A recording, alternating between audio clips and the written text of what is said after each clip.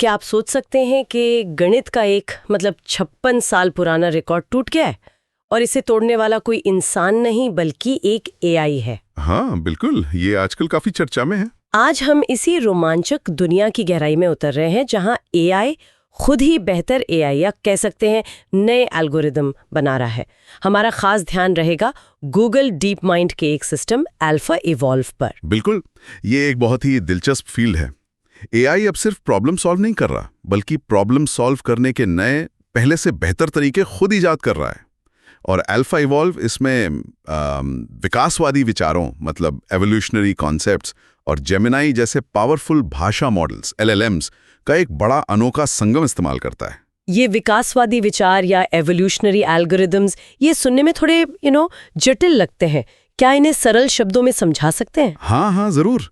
सोचिए जैसे प्रकृति में होता है ना, सबसे सक्षम जीव सरवाइव करते हैं, विकसित होते हैं। हाँ, डार्विन वाला सिद्धांत। बिल्कुल। तो ये एल्गोरिदम कुछ वैसे ही काम करते हैं। कंप्यूटर प्रोग्राम्स की एक पूरी आबादी, एक पॉपुलेशन होती है। इनमें से जो सबसे अच्छा परफॉर्म करते हैं उन्हें चुना जाता है। फिर उनमें छोटे मोटे रैंडम बदलाव मतलब म्यूटेशन किए जाते हैं। म्यूटेशन कोड में? हाँ, कोड में। जैसे कोई लाइन बदल दी, कुछ नया जोड़ दिया, फिर इन नए वर्जन्स को परखा जाता है और ये प्रक्रिया बार बार दोहराई जाती है। पीढ़ी दर पीढ़ी प्रोग्राम्स बेहतर होते जाते हैं। अच्छा, तो जैसे कोड का विकास हो रहा हो एक डिजिटल लैब में। बिल्कुल सही, एक तरह से डिजिटल एवोल्यूशन। ओके, तो ये तो हुआ एवोल्यूशनरी हिस्सा। अब इसमें जेमिनी जैसे बड़े भाषा मॉडल कहाँ फिट होते हैं, उनका क्या रोल है? बहुत अहम रोल है। अल्फा इवॉल्व में एलएलएम्स असल में दिमाग की तरह काम करते हैं। जैसे जेमिनाई फ्लैश है, वो बहुत तेजी से कोड में सुधार के लिए ढेरों आइडियाज देता है, सुझाव देता है। कैसे सुझाव? कोड में छोटे बदलावों के रूप में, जिन्हें डिफ्स कहते हैं। वो बताता है कि अच्छा, ये लाइनें बदल कर देखो, शायद बेहतर हो जाए। ओके, ढेर सारे आइडियाज। हाँ, तेजी से। फिर आता है जेमिनाई प्रो, जो ज्यादा शक्तिशाली है। वो इन सुझावों को जांचता है, उनको और बेहतर बनाता है, मतलब परिष्कृत करता है, और उनमें से सबसे अच्छे, सबसे संभावना में विकल्पों को चुनता है। अच्छा, तो एक तेजी से सोचने वाला साथी और एक समझदार एडिटर, दोनों मिलकर काम कर रहे हैं। हाँ, कुछ ऐसा ही समझ लीजिए। एक आइडिया जनरेटर, दूसरा रिफाइनर।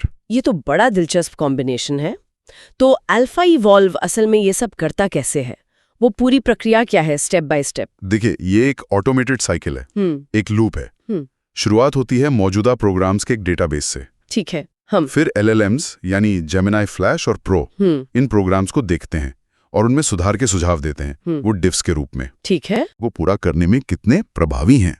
और लक्ष्य कौन तय करता है? इंसान? हाँ बिल्कुल, इंसान बताते हैं कि कोड के किस हिस्से को बेहतर बनाना है। उसके लिए वो कोड में खास मार्कर लगाते हैं, जैसे #evolveBlock, और ये भी तय करते हैं कि सफलता को मापा कैसे जाएगा, मतलब मूल्यांकन फंक्शन क्या होगा। अच्छा, तो इंसानी मार्गदर्शन भी है इसमें? हाँ, लक्ष्य निर्धारित करने में। फिर मूल्यांकन की बाद जो सबसे अच्छा प्रदर्शन करते हैं वो आगे बढ़ते हैं। एकदम सही। सबसे सफल प्रोग्राम वापस डेटाबेस में चले जाते हैं और फिर वही चक्र दोबारा शुरू होता है। सुझाव, बदलाव, मूल्यांकन, चयन। तो ये एक तरह की ऑटोमेटिक असेंबली लाइन जैसी हो गई जो लगातार बेहतर एल्गोरिथम बना रही है। हाँ, कह सकते हैं, एक सेल्फ इंप्रूविंग सिस्टम। और ये सिर्फ कोई थ्योरी या लैब एक्सपेरिमेंट नहीं है। अल्फा इवॉल्व ने तो असल दुनिया में कमाल के नतीजे दिए हैं। हाँ, वो 56 साल पुराने रिकॉर्ड वाली बात क्या थी? हाँ, वो गणित में एक बड़ी उपलब्धि थी।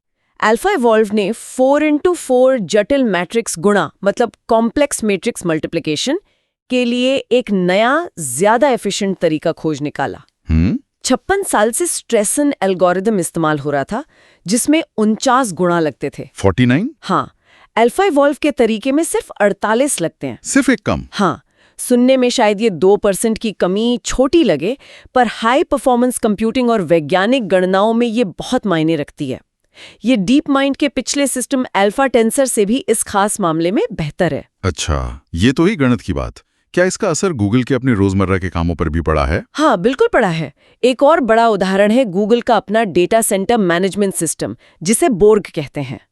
अल्फा इवॉल्व ने बोर्ग के लिए एक बहुत ही सरल लेकिन आश्चर्यजनक रूप से प्रभावी शेड्यूलिंग नियम खोजा। शेड्यूलिंग नियम मतलब कब कौन सा काम किस सर्वर पर चलेगा। हाँ बिल्कुल, और इस एक छोटे से नियम को लागू करने से दुनिया भर में गूगल के लगभग 0.7% कंप्यूटिंग संसाधन बच रहे हैं। 0.7%? अरे वाह, ये तो उनके स्केल पर हजारों सर्वर खाली होने जैसा होगा। एग्जैक्टली और सबसे खास बात क्या है पता है? क्या? कि एआई का लिखा ये कोड इंसानों के पढ़ने और समझने लायक है। ये कोई ब्लैक बॉक्स नहीं है। ये तो बहुत महत्वपूर्ण है। मतलब हम समझ सकते हैं कि एआई क्या कर रहा है और क्यों। हाँ, और उसके साथ मिलकर सिस्टम को और बेहतर बना सकते हैं। तो हाँ, कह सकते हैं कि मशीनें अब सचमुच हमारा होमवर्क बेहतर तरीके से कर रही हैं। अविश्वसनीय। और सुना है इसने एआई ट्रेनिंग को भी तेज किया है। हाँ, ये भी एक बड़ा अचीवमेंट है। इसने जेमिनी एलएलएम्स को ट्रेन करने वाले एक बहुत महत्वपूर्ण हिस्सा, एक कर्नल मतलब कोड का एक बेहद जरूरी बार बार इस्तेमाल होने वाला टुकड़ा, उसको 23% तेज बना दिया। 23%? हाँ, और इससे जेमिनी की कुल ट्रेनिंग कॉस्ट में लगभग 1% की बचत हुई। इसके अलावा ट्रांसफॉर्मर आधारित एआई मॉडल्स में इस्तेमाल होने वाले फ्लैश अटेंशन कर्नल को भी इसने करीब 32.5% तक तेज किया है। हालांकि ये प्रदर्शन अलग अलग हो सकता है। ये छोटी छोटी लगने वाली बढ़ोतरी असल में बड़े पैमाने पर बहुत बड़ा असर डालती हैं, खासकर ट्रेनिंग कॉस्ट और स्पीड पर। बिल्कुल, समय और पैसा दोनों बचता है। ये तो जबरदस्त प्रगति है। पर क्या ऐसी क्षमताएं सिर्फ गूगल जैसी बड़ी कंपनियों तक ही सीमित रहेंगी, या ये तकनीक आम डेवलपर्स तक भी पहुंचेगी? ये एक अच्छा सवाल है। देखिए, अभी तो ये डीप माइंड का सिस्टम है, लेकिन ओपन इवॉल्व जैसे ओपन सोर्स प्रयास भी हो रहे हैं। ये दिखाता है कि इन तकनीकों को दोहराया जा सकता है और उम्मीद है कि ये धीरे धीरे व्यापक रूप से उपलब्ध होंगी। तो संभावनाएं बहुत हैं। हाँ, संभावनाएं विशाल हैं। वैज्ञानिक खोजों में तेजी लाने से लेकर जैसे दवा खोजना या क्लाइमेट मॉडलिंग सॉफ्टवेयर, इंजीनियरिंग के पूरे तरीके को बदलने तक। लेकिन इसमें कुछ चिंताएं भी होंगी। कि तेज रफ्तार का मतलब है कि हमें इनके सुरक्षित और लाभकारी उपयोग को सुनिश्चित करने पर भी उतना ही ध्यान देना होगा। ये रॉकेट फ्यूल जैसा है, तो साथ में गार्ड रेल्स भी जरूरी हैं। बिल्कुल सही कहा। सुरक्षा और जिम्मेदारी सबसे पहले। तो एल्गोरिदम विकसित हो रहे हैं, शायद हमें भी उनके साथ विकसित होना होगा। हाँ बिल्कुल। ये सोचने पर मजबूर करता है, भविष्य में और कौन से जटिल मानवीय कार्य हैं जिन्हें इस तरह के विकसित होते एल्गोरिथम शायद अकेले या हमारे साथ मिलकर हल कर सकते हैं। ये सोचने वाली बात है। शायद दवा डिजाइन, नए मटेरियल खोजना या शायद क्वांटम सर्किट डिजाइन करना। संभावनाएं अनंत हैं।